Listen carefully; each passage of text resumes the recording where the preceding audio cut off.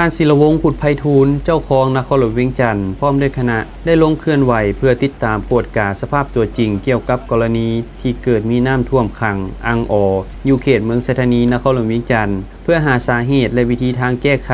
ซึ่งในเบื้องต้นแม้นได้ลงอยู่ที่เส้นทางเลขที่10ถนนไก่สอนเส้นทาง13ใต้เส้นทาง4แยกลาดควยหาโนนเต้เส้นทาง3แยกบ้านนาสลาหาบ้านนามนและเส้นทางจุดบ้านหนองบัวหานาล้อมจากนั้นก็ได้ลงเขตบ้านเวิร์นคำหาจุดทางตัดไม้ดงบังหานาพอกซึ่งในการลงแต่ละจุดท่านก็ได้รับฟังการรายงานสภาพตัวจริงเกี่ยวกับกรณีน้ำท่วมขังและสาเหตุที่เฮ็ดให้น้ำระบายบ่ทันจากท่านเจ้าเมืองไซธานีและภาคส่วนที่เกี่ยวข้องในนั้นให้ฮู้ว่าสาเหตุที่พาให้น้ำท่วมแม่นย้อนมีฝนตกหนักการพัฒนาหมู่บ้านแม่นยังถือเบาบ่ปฏิบัติตามระเบียบกฎหมายแผนผังเมืองและกฎหมายว่าด้วยสิ่งแวดล้อมเนื่องจากมีการถมดินถมนาอัดตันห้วยหองคลองระบายน้ำพร้อมทั้งมีการเฮ็ดสิ่งกีดขวางตันทางน้ำไหลบางจุดห้องระบายน้ำขาดการอนามัยการวางท่อแคมทางในบางเขตก็ยังบ่สามารถรองรับปริมาณน้ำได้เฮ็ดให้มีสภาพน้ำท่วมขังในเวลาฝนตกหนักส่งผลกระทบต่อประชาชนและการสัญจรไปมาของผู้ใช้รถใช้ถนนทั้งยังส่งผลกระทบต่อผลผลิตนองป่าจำนวนหนึ่งและส่งผลกระทบให้แก่โรงเรียนบ้านซองเฮือนซานของประชาชน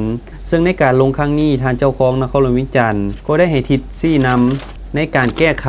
พร้อมทั้งได้มอบให้เมืองสมทบกับโยธาธิการและขนส่งและอำนาจการปกครองบ้านในเขตที่พาให้เกิดมีสาเหตุน้ำท่วมร่วมกันปรึกษาหารือวางแผนการเพื่อหาวิธีแก้ไขโดยไวและซอกหาแหล่งทุนเพื่อนำใช้ให้เกิดมีประสิทธิผลและเป็นรูปธรรมเพื่อเฮ็ดให้การแก้ไขสำเร็จตามเป้าหมายพร้อมนั้นในต่อหน้าประชาชนต้องเป็นเจ้าการปฏิบัติให้ถูกตามแผนผังเมืองก็คือตามระเบียบการเมื่อมีการพัฒนาเป็นต้นก็แม่นการปลูกเรือนทำการผลิตการบริการต่างๆการลงติดตามสภาพครั้งนี้ได้มีขึ้นในวันที่8กันยายนที่ผ่านมาเมื่อนี้ข้าพเจ้าพร้อมกับท่านเจ้าเมืองและผู้แทนพนักงานวิชาการจำนวนหนึ่ง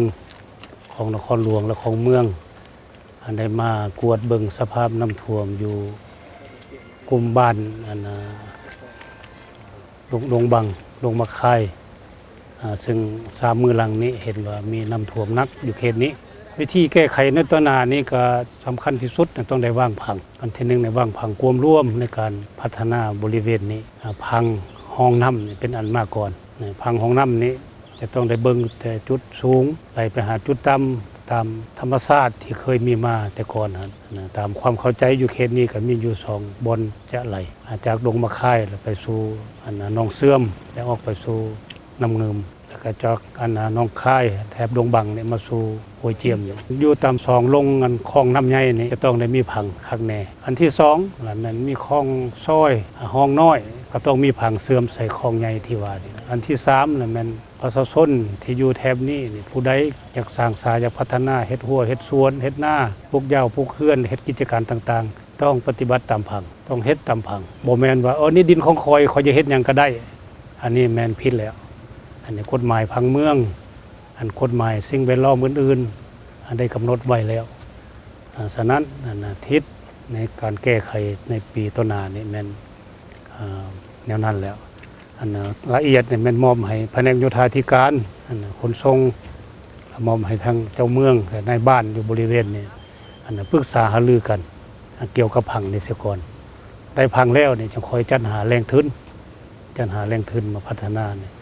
ที่เอาแรงทุนอันใดด้วยวิธีการอันใดและขอแจ้งให้ผู้ว่าจุดที่มีผลกระทบ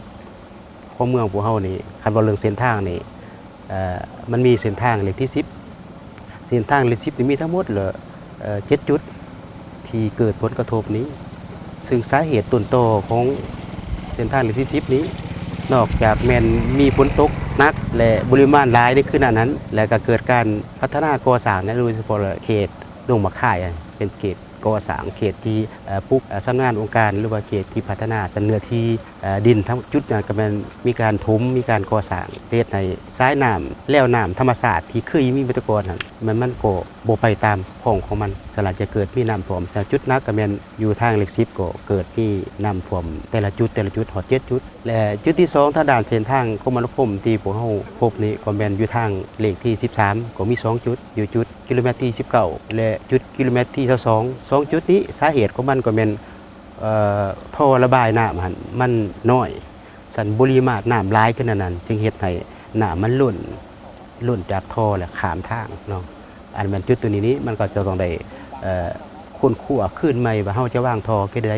จึงจะเหมาะสมส่วนจุดที่3ที่พวกเฮาลงไปกวดกาเบิ่งผลกระทบนี่มันเริ่มตั้งแต่ทางสี่แยกลาดข้วยจนมาหาทางนนแตะไปแล้วสถานจุดนี้ก็มี 3-4 จุดไปแหละที่น้ำได้ล้นจากเบื้องของทางนั้นเฮ็ดให้น้ำข้ามทางผลกระทบต่อเส้นทางเฮ็ดให้เส้นทางไปเพหลายอันเนาะสถานจุดนี้ก็มีหลายสาเหตุหนึ่งก็แม่นเบื้องต้นก็แม่นเรื่องการถมดินนี่แหละของประชาชนพวกเฮานี่ถมดินถมดอนจุดพักน้ำแต่ก่อนมันก็บ่มีแต่สำคัญที่2ก็ท่อว่างน้ำที่พวกเฮากำหนดไว้มันบ่สามารถรองรับได้คันฝนตกลิ้นธรรมดานี่ก็คือสิบ่ปัญหาแต่คันฝนตกคือ 2-3 มื้อผ่านมานี่มีปริมาณแห้งมันเฮ็ดน้ำล้นคันน้ำล้นแล้วหมายความว่าท่อรองรับบ่ได้สันผ่านการกวดกาครั้งนี้ก็เห็นว่ามันจะต้องได้กวดกาคืนว่าเฮาจะวางท่อคือใดจึงจะเหมาะสมกับปริมาณน้ำ